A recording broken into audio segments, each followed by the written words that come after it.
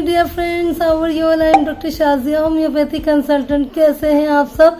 उम्मीद करती हूँ बिल्कुल ठीक ठाक होंगे। फ्रेंड्स, आज मैं आपसे लिकोरिया यानी वाइट डिस्चार्ज के बारे में बात करूंगी, जो कि ख़वातीन और लड़कियों में बहुत ही ज़्यादा कॉमन है।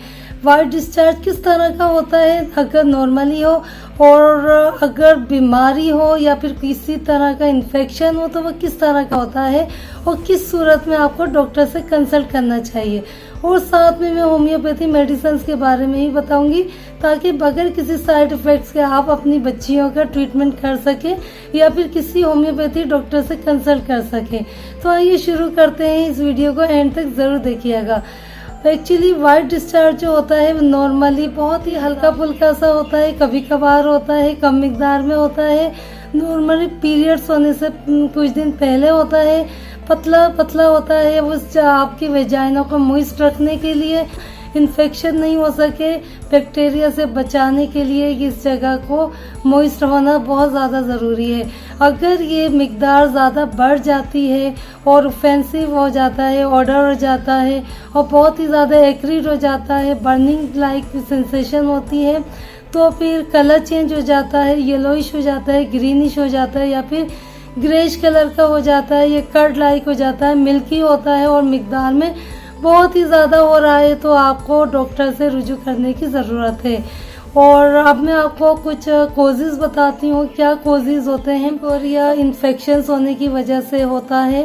बैक्टीरियल इन्फेक्शन हो सकता है, ईस्ट इन्फेक्शन हो सकता है, कैंडिडा एल्बिकन इन्फेक्शन हो सकता है, हार्मोनल इम्बैलेंस की होने की वजह से हो सकता है, न्यूट्रिशन डेफिशिएंसी होने की वजह से हो सकता है, बर्थ कंट्रोल डिवाइसेस रखवाने की वजह से हो सकता है, डायबिटीज़ की वजह से हो सकता है, स्ट्रेस होने की वजह से हो सकता है, अनहाइजेनिक हैबिट्स होने की वजह से हो सकता है। तो फ्रेंड्स, आइए मैं आपको सिम्टम्स बताती हूँ कि आपको कौन से ऐसे सिम्टम्स होते हैं जो लिकोरिया में होते हैं। अगर लिकोरिया बहुत ही ज़्यादा स्मेली हो, यानी स्मेल आ रही हो, बदबूदार हो रहा हो, कलर इसका चेंज हो रहा हो, येलोइश हो, ग्रीनिश हो या फिर वाइट थिक हो, मिल्की हो, तो इस सूरत में आपको ये लिकोरिया की वजह है।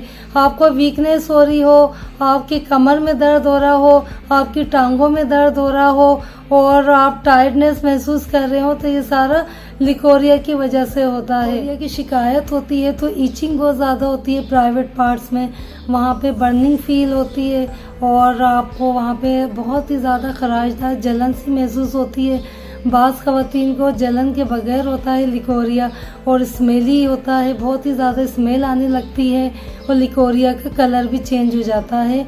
किसी को येलो कलर का होता है, किसी को ग्रीनिश या किसी को ग्रेश कलर का हो जाता है। बहुत ही ज़्यादा वीकनेस हो जाती है, थकी थकी सी ख़वातीन रहने लगती हैं, मुरझाई हुई सी रहने लगती हैं। अगर आप कॉटन की पैंटी का इस्तेमाल नहीं करते हैं, अंडरवियर कॉटन नहीं अगर आप पहनते हैं, तो इसकी वजह से लिकोरिया की शिकायत बढ़ जाती है। तो आप इन सारी चीज़ों का बहुत ज़्यादा ख्याल रखें, ख़ास तौर पर सफाई का। अगर आप सफाई रखते हैं कि तो फिर आप लिकोरिया होने से बच सकते हैं। और बाज़ ख़वातीन क्या करती हैं, प्राइवेट पार्ट्स पर वेजाइना में डिटॉल या फिर किसी और केमिकल का इस्तेमाल करने लगती हैं, जिसकी वजह से वहाँ पे जो मौजूद हेल्दी बैक्टीरिया होते हैं वो भी मर जाते हैं।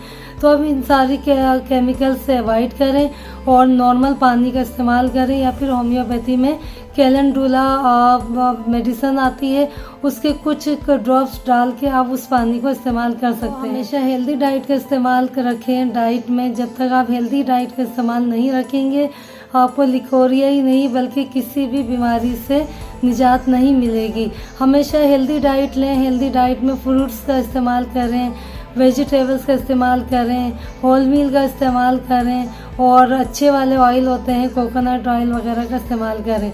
अगर आपको इस जगह पे प्राइवेट पार्ट में या फिर वेजाइना के इर्द गिर्द आपको बर्निंग हो रही है, तो आप कोकोनट ऑयल का इस्तेमाल कर सकते हैं।